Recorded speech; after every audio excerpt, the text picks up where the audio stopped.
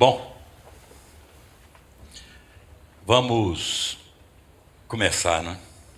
Porque eu vou tentar dizer para vocês aqui que é preciso ver a Matrix. Ela existe. Talvez não exista como aquela que apareceu no filme dos irmãos Wachowski, mas ela existe como aquilo que está interligando todos nós que estamos aqui agora, que está interligando todos os coletivos humanos. Aquilo é o que nós chamamos propriamente de social, que não é a soma dos indivíduos. Quando você fala social, a gente pensa, bom, já sei, um bocado de gente. Não, é o que está entre as pessoas. Talvez seja algo assim, uma imagem, não é, de uma rede na internet. E é sobre isso que nós vamos conversar um pouco agora.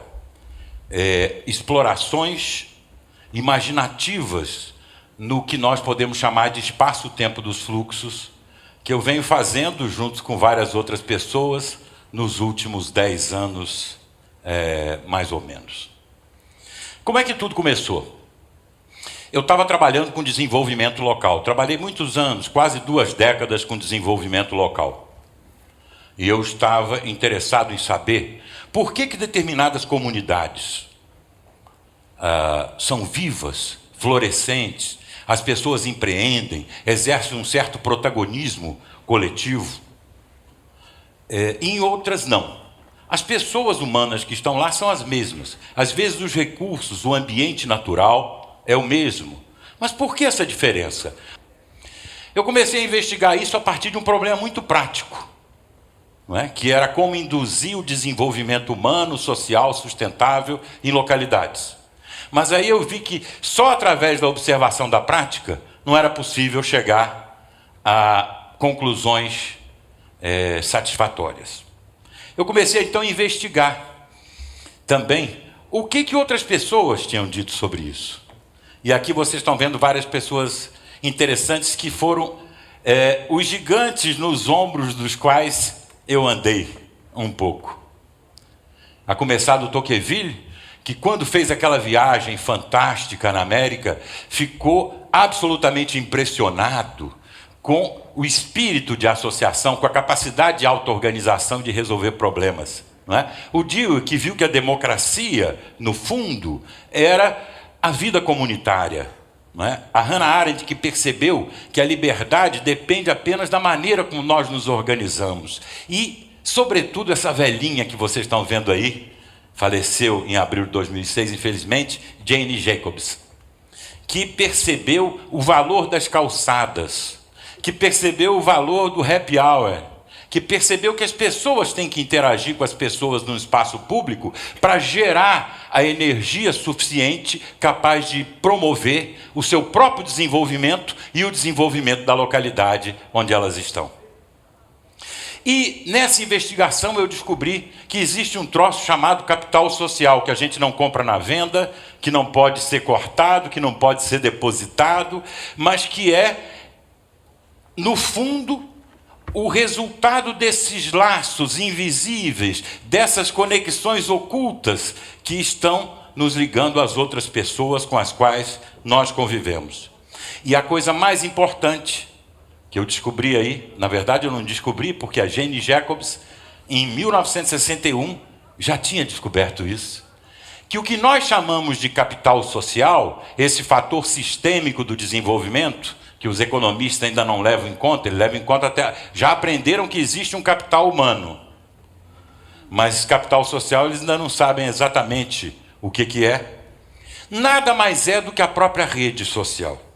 E aí eu disse, bom, temos que investigar as redes sociais. Se elas são o capital social, se elas é que vão explicar como uma comunidade vai se comportar, se elas são a impressão digital de uma determinada localidade, a carteira de identidade de um povo, coletivamente falando, então eu tenho que entender o que são as redes sociais. E aí eu fui lá no Paul Baran. Esse é o único slide que eu vou perder um pouquinho de tempo ou ganhar aqui com vocês, porque ele é vital. O Paul Baran trabalhava na Rand Corporation em Santa Mônica, naquela época em que todo mundo está apavorado com a Guerra Fria, vai haver uma catástrofe nuclear, a Terceira Guerra Mundial. Então, era uma questão muito presente, início dos anos 60, não é? A crise dos mísseis em Cuba, em suma. Então, perguntaram ao Paul Baran o seguinte, está saindo um som, perguntaram o seguinte, estou aqui, gente, pode fotografar. Perguntaram o seguinte ao Paul Baran: como nossas estações de comunicação, radiotransmissão, deveriam estar organizadas para sobreviver a uma catástrofe nuclear? Qual é a maneira mais segura? Qual é a maneira mais sustentável? E o Paul Baran disse o seguinte: existem só 3 maneiras. A primeira é a centralizada, a segunda é a descentralizada e a terceira é a distribuída. Olhem que coisa importante. Esse é o slide mais importante, é o desenho mais importante, pelo menos para mim foi, para muitos outros, para quem quer entender o que é rede, porque a gente chama tudo de rede hoje, né? Até o sujeito diz assim: eu entendo o que é rede, eu tenho uma rede de supermercados. O outro fala: é a Rede Globo. Então a palavra rede está sendo aplicada em sentidos que não tem a ver exatamente com esse sentido que eu estou aqui conversando agora com vocês. Qual é o padrão centralizado? O padrão centralizado é esse, ó. Todos os nodos, que são essas bolinhas, estão ligados por essas arestas ou essas conexões ou caminhos a um centro centralizado. Se você detona o centro, você desconecta todos os nodos. Esse é o padrão centralizado. É o pior, evidente, do ponto de vista da pergunta que fizeram ao Paul Baran. Se você acertar o centro, você acaba e mata tudo. O segundo padrão é o padrão descentralizado. O que é isso? Na verdade, descentralizado, a gente vai descobrir, olhando para esse slide do meio, para esse diagrama do meio, que não é sem centro. Descentralizado quer dizer que tem muitos centros. O descentralizado quer dizer multicentralizado. O que acontece? Você, então, tem vários centros conectados entre si. Se você detonar um centro, sobra os outros. Só desconecta aquele clusterzinho que está centralizado no padrão chamado descentralizado.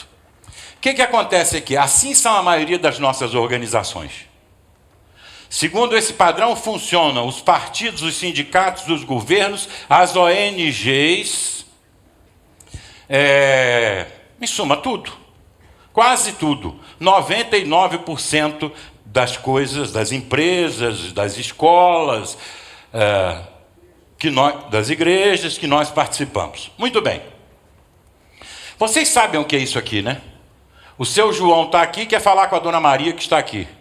Aí ele tem que passar pelo chefinho, ir lá no chefão, voltar pelo outro chefinho. Opa, cheguei na dona Maria. É aquele memorando que sobe para o 2º andar, desce para o 1º andar, vai para o 4º andar até receber aquela assinatura final. Esse é o padrão descentralizado ou multicentralizado. Mas existe um padrão chamado distribuído, não é? Então o seu João quer falar com a dona Maria, ele simplesmente vai. Aqui não estão desenhadas todas as linhas, senão vocês não iam ver praticamente nada, só linhas. Agora vejam que coisa interessante. Vocês notaram que nesses três diagramas, os nodos estão exatamente no mesmo lugar? Olha aqui o seu João aqui, olha ele aqui, olha ele aqui.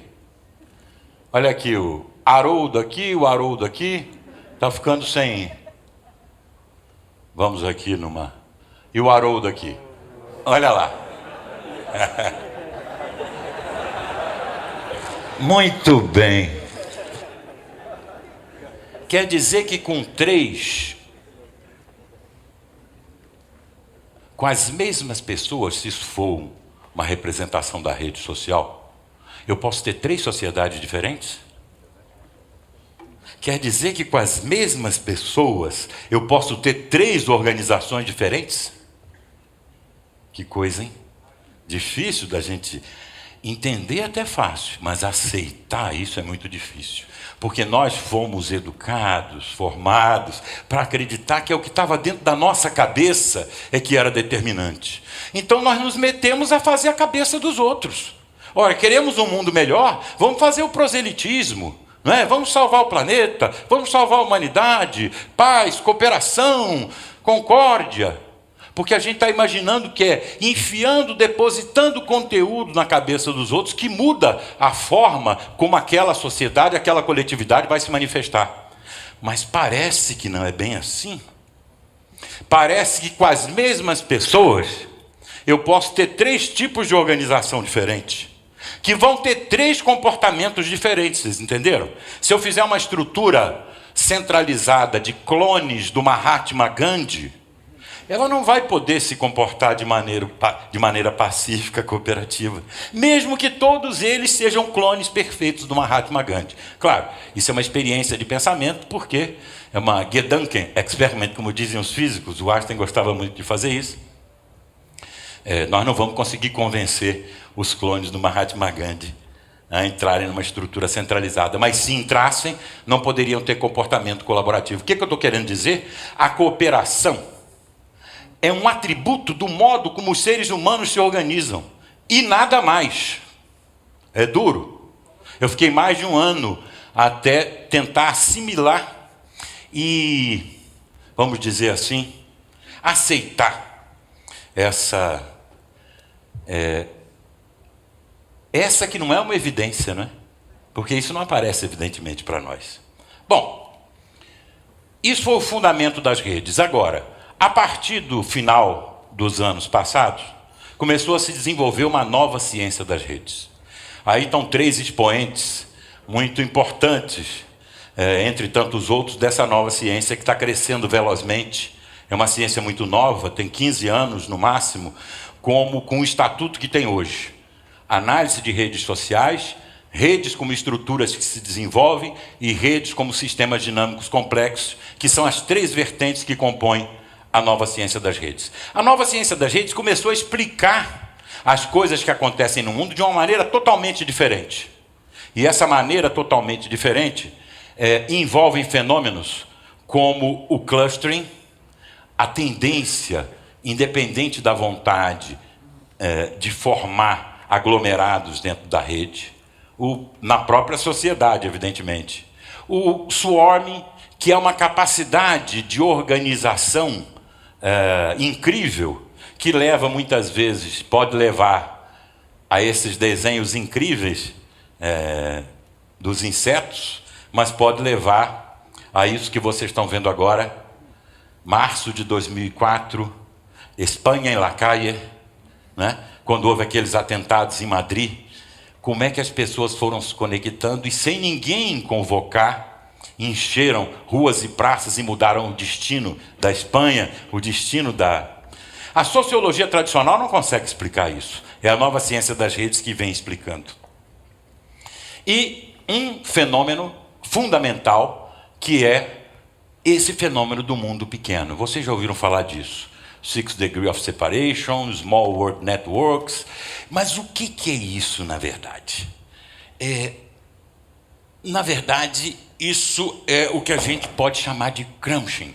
Ou seja, quanto mais você aumenta a conectividade e quanto mais você aumenta o grau de distribuição de uma rede social, mais pequeno, menor o mundo vai ficando. Não em termos geográfico-populacionais. Ele vai ficando menor em termos sociais. E quanto menor em termos sociais ele vai ficando, mais empoderante é o campo social que ele está criando.